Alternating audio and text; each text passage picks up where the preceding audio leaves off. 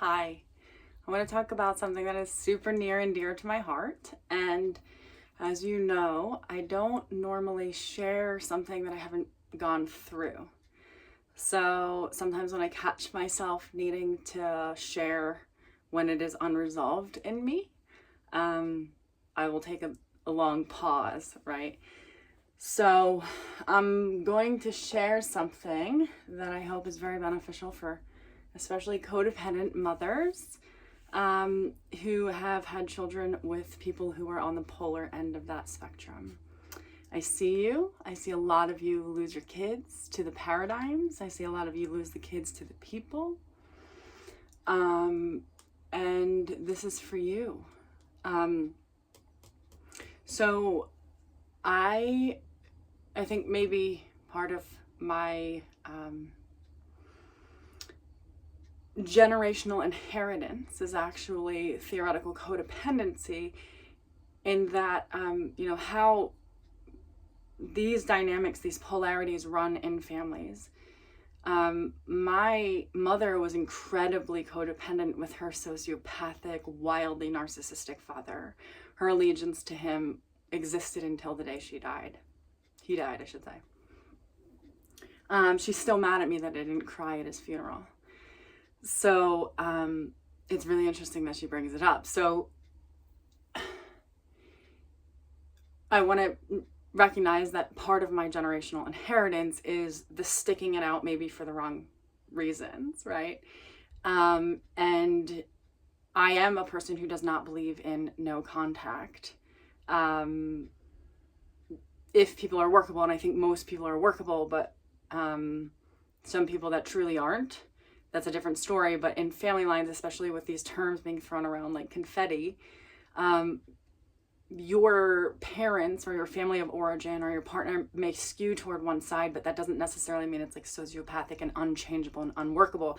And if you see somebody as that, like you are this way and that's unworkable, to fix them into position in that way in your mind creates them more to be that way. So I have changed my relational dynamics with my family of origin from the inside out. And that's what I'm hoping to help you do. So my daughter, I almost, I don't want to say lost, but yeah, I almost lost my 16-year-old daughter to a very manipulative situation, a very careless and unconcerned situation.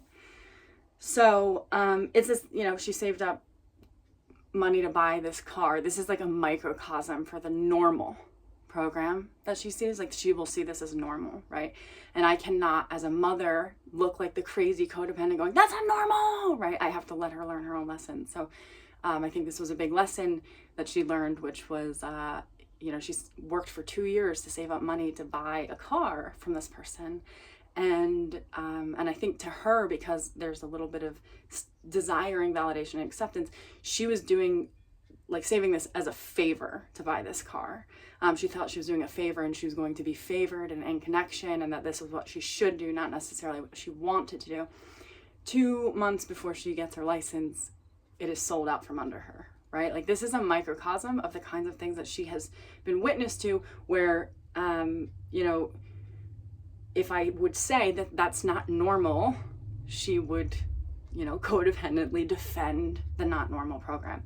So my older son, who's totally the invisible child, said, Mom, you write about so much shit. How come you never write about this? Like, why? And the truth is because 1, I was still scared, and 2, I'm not super through it, right? I think I'm through this part with my daughter, but there, walking that psychological line of making choices because you know that it is psychologically more beneficial for your child, even though it's still psychologically messed up, than the result of you like pulling harder, fighting back, doing things, that tug of war to say like, I am going to kind of surrender my personhood so that you don't pull my children psychologically and damage them, right? Like I will tolerate things that, like, as a mother I would never want to tolerate, but I know that if I don't, it's going to be worse, right? So my daughter was in her own bad way, you know, mentally speaking, and we've done a lot to detox, a lot of, you know, we've been going through a lot with her. But she's back, okay? She's back. And she might regress, and that's fine, but she's back. And she's back in me, in my mind, right? Like, I was really seeing her for a long time as like, because she was so influenced by that pool, as that pool. And it was really hard to look at her, because when you know better, you know, like, that pool is dangerous. Like, what is happening here? This is all self-sabotage, this is craziness. But so of course she would probably feel bad walking into the house the way that I look at her, which is like, I feel bad around you, right? So one of the things that I realized, and this is why I want to bring this up for mothers, is that this is generational inherited stuff, right? With a different expression of the same exact thing. So I grew up hearing my mother say, my father's a monster. You're so lucky that I'm your parent because he's the worst. She was right, right? But she was also like very much like him, just not to the extent that he was, actively, I should say. So my daughter grows up basically hearing me say, my mom's a crazy bitch, and like, God, it's so nice to be like in a family that we can relax, which was kind of like this opposition to my mother. And so that there's the mother wound is obvious in the family line. And I realized my daughter had a model for what was happening, and it was me. I was modeling to her, even though I don't believe in no contact and things like that, separation. I was modeling separation to her. And I was modeling separation as only in my mind as a way of self-integration. I was modeling this sense of, yes, I am right and she is wrong. And that is exactly what my mother does to me. So I learned it from her, right? But because I know better, I had to kind of pull back and recognize that this tug of war between me, like theoretically in the mind, me and my programming, and the programming of this person I felt like I was going to lose my daughter to. That the model for that, like my daughter has said to me, kind of like, you, what did she say? She was 15 years old, and she said, I was always watching you, and you were always watching your mom, trying to figure out who not to be. So while you were watching her, because you were my mother, I was watching her, and yeah, I aligned to her. So this program of us versus them is definitely in here, right? And I had to acknowledge that. So I had to say, this, between this person I think I'm going to lose her to, I realize it's a program, it's not the person, right? It's a program. And if I lose her to the program, she's going to have to figure out how to integrate on her own. That's just how it's going to happen. But I didn't want that to happen because I thought it was a self-sabotaging way for it to happen. So I kind of pulled back on this warfare that I thought was going on between the mind of me and this person. And that was affecting the pulls on my daughter. And I had to look at my dance with modelship, which is, yeah, my mom's, even though I love her and I see her beyond her story and I see her beyond her actions, that sometimes my older kids are like, why? Like specifically my oldest is like, why do you even tolerate that? But I see her in there behind her program, right? So,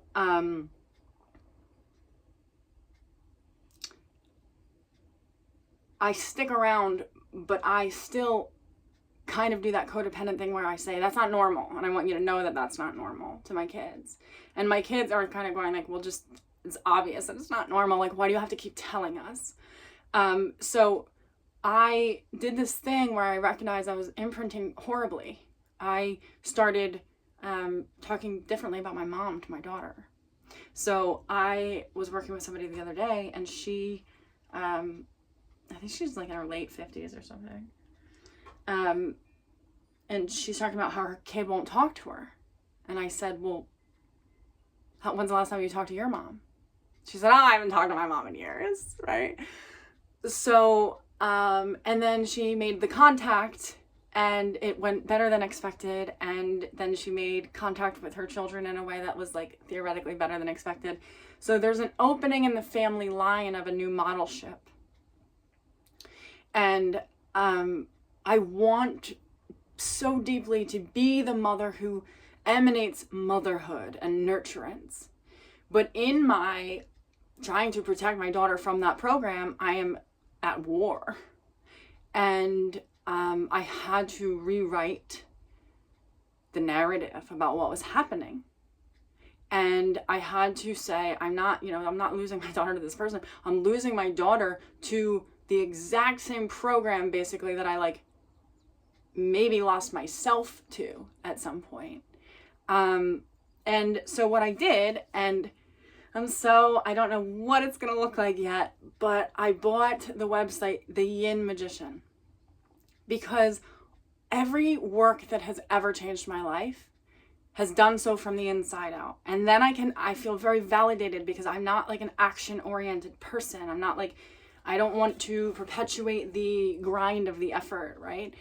So, and it's effort to be self-aware. It's effort to sit with a journal every day. It's effort to, pay attention to nuance. Not really. But it's effort to allow that to be real and true, right? Instead of like talking yourself out of it and saying, oh, you're just insane or whatever. So,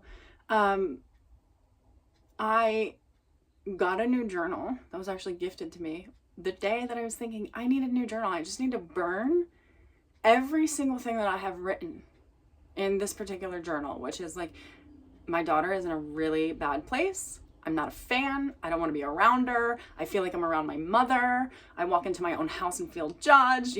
All of these things that are the exact same mother-daughter feeling I was perpetrating and acting in a way, and not even, I was being nice, obviously, but like, I was still in that program. And she felt it, and she didn't like it. And no wonder why. Like, of course she didn't. I didn't like it either. It was horrible. So we had this like, this is us moment where we were both like kind of screaming at each other, sobbing. And then I just said like, I'm so done being done with you. And she was like, I'm done being done with you too. And I was like, can we just start over? Can we just start again? And we did. That was one of the, I've had many conversations like that with her, but for something about that particular conversation was eye-opening, I think, for maybe both of us. But ever since in my journal, I have been writing differently. And my daughter has now chosen to stay. She is grateful for where she is in the stay. And I feel relieved. I feel lighter. That change happened not because, I don't know, I am such an inside out kind of person. Like, I 100% believe that change happened because I rewrote the story. I rewrote the temperature of how the mother-daughter relationship feels. I started writing in my journal about how she used to be and how I used to see her. And I wrote the wins instead of like the, oh my God, this was such a pain in the ass today. And that alone reoriented my program. And that is felt. That has a reverberation and an effect in generational inheritance and things like that. So one day I'm going to do something with the concept and the container of the Yin Magician, because so many people think change has to happen from the young and that it happens, action-oriented. And my life is proof that is not how everybody works. Some people do work like that, but if you are attracted to my channel, you probably channel the way that I channel. You probably live in the same current that I live in, or you like are trying to like deviate into it, right? Getting away from the doing and being more in the being. And the Yin Magician, to me, that is what was created, okay? Because I didn't sit and dissect how horrible the story was. I burned my journal and I wrote, before that, the truth. Like, how do I actually see her? Because it's pretty ugly. Like, the way that I'm seeing this person, like, if I was around somebody that saw me that way, I would be like, fuck you. Like, I don't want to be around you, right? And I don't know the chicken or the egg. I don't know who caused it. But I know that in that moment, we both dropped it. And it doesn't matter, right? Like, I could say, well, I was like this because of this, which most codependent mothers will do. I have a justification for being like this because you did this thing. No. I don't know who did what. I just know the temperature and the program that it got to. And I wanted that to be different. So I wrote a different program in my daily journal. And that different program created things in the world to happen in a way that my daughter was able to learn her integrative lesson without separation. And she was able to come back home, truly come back home, without having to leave home. And I'm happy about that because I don't want her to think that the program of self-sabotage tendencies to get out of something is normal. I don't want her to think that, if she was ever to leave, it would have to be, that separation makes it bad. Like, if you leave, that means we're on bad terms. Like, no, that's not true integration, right? So she got to do all of that here. And that's my work, right? Like, how do you stabilize in such a way that you can create your life from the inside out in these exact same walls that you've lived in, and that you think, oh, this is my cage, I gotta get out of this cage, I gotta get out of this cage, and then you realize, oh, it's a mental freaking cage. And when I get out of the mental cage, I can look at this cage and go, holy fuck, this is amazing, look what I created, instead of like, oh my god, this is a shithole, like everything sucks, I need more, whatever. So if you are a parent perpetuating this thing where you go, I'm losing my daughter to this other person, and you let that other person be in power of and you say, oh, this is the person, he is, responding because it's the polarization of my programming, or it's exactly the programming I grew up with, I'm so tired of it. Oh, that was another thing. When my son said, you write about all this stuff, how come you never write about this? I started writing about it. And I think that the truth is I used to be really scared to be honest about that. I'm not sure why. Maybe because, and this is what came up, I was like, dude, I was 18. I was so dumb. I believed getting left in the freaking middle of the road in the middle of the night and then coming home and acting like everything was normal. I believed that if I, told my partner when I was pregnant, I wanted him to come home after work, and he was at the bar and telling me I was a bitch because he was like hanging out after work, and he's the one who works after all, and comes home and takes all my blankets and go sleep somewhere else in the house while he's living in my house for free.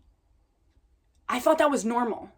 I thought that's what I deserved. And when I wrote about it, and I got, and this is another aspect, it's not just, the Yin Magician is not somebody who just writes the positive, but the truth has a way of reflecting something to you where you go, dude, I'm afraid of this coward. Like, I'm more afraid of the fact I thought that was normal. And then I can get angry, and then I can do something with that instead of like cower to, oh my god, like I was 18 and vulnerable. Dude, I was 18, pretty much in a power position, didn't know it, should have used it, and not in like a powerful way, but like, dude, I thought that being left and being told that I was less than was normal. And I thought that when I, reflected, hey, like, I want to say prayers with you at night, and I want you to like brush your teeth and be a normal person, I thought that was me being a controlling bitch. That's insane, right? So I look back when you write about something and then it's on the page and you go, dude, poor my old self, and not in like a super like pitiful way, but no duh, it ended up like that. Like, that was your program. You thought that was normal. Like, you wouldn't have even been attracted to that guy if your programming was different. Nothing about that situation, if you would have grown up with a different program, would have been attractive. I am more upset about the fact of my naivety than of what he did to me. Because I know there's a version of me who would have been like, dude, you're done. Like, why? And that version stands now, right? And it wouldn't exist if it wasn't for that version. And that's why I have to look at that and go, dude, I love that I get to be me. I get to be all of me. I get to be that and this. And I get to know that contrast. And I get to know that that's not, out there about him. That's about me. Attracting that kind of thing, thinking that is normal. So writing about it is going to be interesting because I'm going to write about it. I have this extreme contrast to that program that I live in right now. That is so far from the temperature of what that felt like to what this feels like. And I want every single person in the world to know it. Especially those of you who are raised in the narcissistic programming, who can't get comfortable in relating, period, who can't be yourselves in relationship. Like, I want you to know what it feels like to wake up in your own self, next to somebody who loves that self and shows up for that self. He doesn't just lip service you, tell you, or she doesn't just lip service and tell you, but actually looks at you and goes like, yeah, I see you. And it's neutral. It's not like, oh my God, I need to have you. It's I see you. And I love waking up next to you that is in there, right? You being seen and waking up safely in that being seenness. Oh my God, you deserve it. It's peace on earth. And it's super possible. I've been crying for days. Not sure why, but you deserve the best. You deserve the contrast. So I hear a lot of people say, oh, I don't write. Like, I want to write, but I don't write. And I don't know how to write. Dude, just write. Just write. It is the yin way of changing reality. And go read Imperfectly Sane if you don't believe me. I mean, that was like, my life wouldn't be the same if I didn't first write a version of my life story, because I absolutely had to, snotting all over myself in the bathroom, locked in there while my kids were like banging on the door trying to get in for days, but I couldn't. I just had to get it out. And then somebody was like, yeah, I would never want to read that story. Your life sounds horrible. Like, everything you just told me sounds horrible. And I was like, whoa. And I kind of reread my own story and I was like, I don't want that to be the story I don't want that to be the story. And I changed the story and then I wrote about the change, right? So, Yin Magicianship is, it's a daily, gentle, lovely work, that can totally transform your life. So, write down what you actually see and write down what you want to see in a person. Because we're not usually waging war with a person. We're waging war with a program that scares the absolute shit out of us. So, rewrite the program and the people disappear. Bye.